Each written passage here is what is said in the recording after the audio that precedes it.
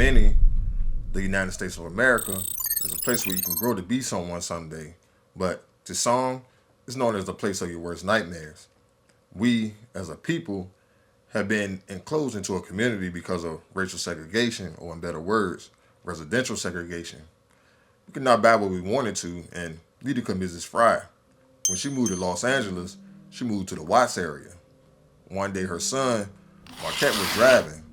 He was pulled over by the California Highway Patrol where he was accused of drunk driving. This is the police! Tension rise, and this sparked the Watts riot of 1965. 34 people died as a result of the riots, and this began the drug epidemic. A main new hustler in the drug world was Tat. He catered drug parties for people going and coming out of jail. His cover-up was him showing that he was a plumber, electrician, or a cab driver. One of his main customers was a woman named Caine, and he ends up marrying her, but only because they have a child together. They welcome a baby boy. His name was Katie Lawson, or Caine for short. He was born in 1974 from when Ronnie was saying that he was 18 years old in 1993. I'm going to go ahead and get this in 1974 because he was too big to be 3 or 4 in the late 70s. Here it says late 70s, and if you listen in the background, Tab was playing Marvin Gaye's Got to Give It Up, and that was released in 1977. So that gives me a 3-year margin of error to play with. Caine didn't have long to be with his parents because his dad died in the 80s from a drug deal going wrong, and his mother died from an overdose. So this forced him to live with his grandparents in the notorious Jordan Down housing projects.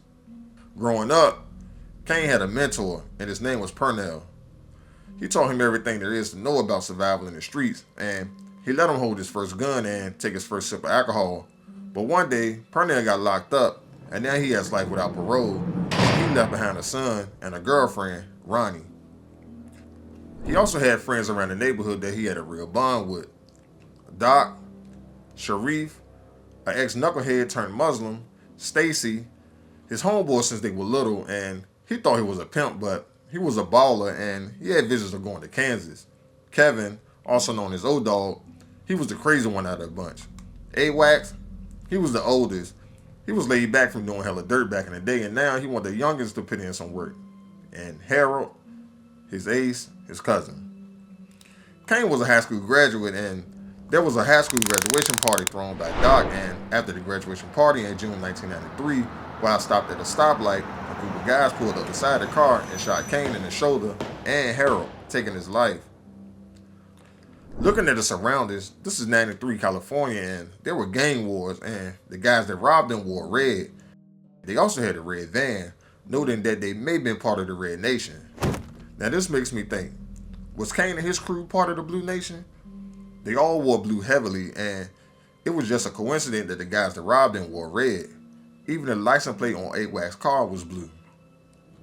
Caine stayed in trouble when around O-Dog because they went on a mission to steal a 1990 Nissan Maxima, and they were caught, but for it to be his first offense, his charges were downgraded from GTA to attempted joyriding. Since O-Dog was a minor, I'm thinking that he just went to juvenile detention. Black Nissan Maxima, 1990. Before all of this happened though, there was another shooting. Caine and O-Dog went into the corner store to buy some alcohol, and the owner was giving them flack. Unfortunately, the owner said something about O-Dog's mother and accessory to a homicide.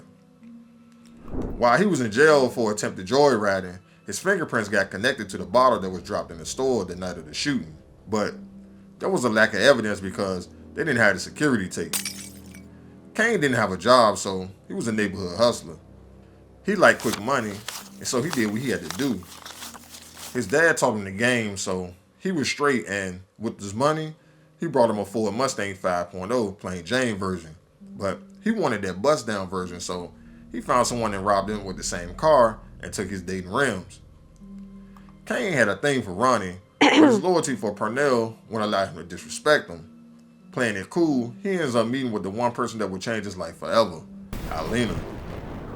She was a pretty red bone that stayed in red. I think she just liked the color. Red car, red lipstick, red shirt, red nails.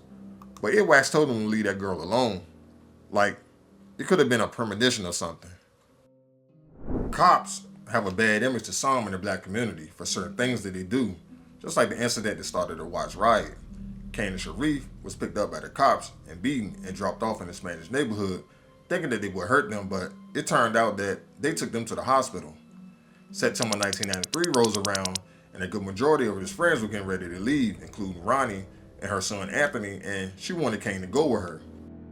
BS is always happening in our own neighborhood, like Chauncey, and gathers around the neighborhood that they hang with, but he was pushing up on Ronnie, and Caine has a thing for her now. He beats Chauncey, and Chauncey relays one thing to the police that are missing to convict O-Dog and Caine: the tape. With the tape being investigated, Caine had some things being handled, like going to see Purnell in jail, and believe it or not, he gave him his blessing to Caine to take care of Ronnie and his son because he knows he loves them. But that's all he loved because Alina contacted him and said she was pregnant. He dismissed her. Knowing that they have a child on the way is hard to digest when you have a new girl that you have feelings for now, and Caine may not want to jeopardize that. 2 weeks later, 3 people were chasing Caine: Ronnie, Alina's cousin, and the Grim Reaper. Ronnie for the move to Atlanta with her, and Alina's cousin for basically stomping him out from confronting him over Alina.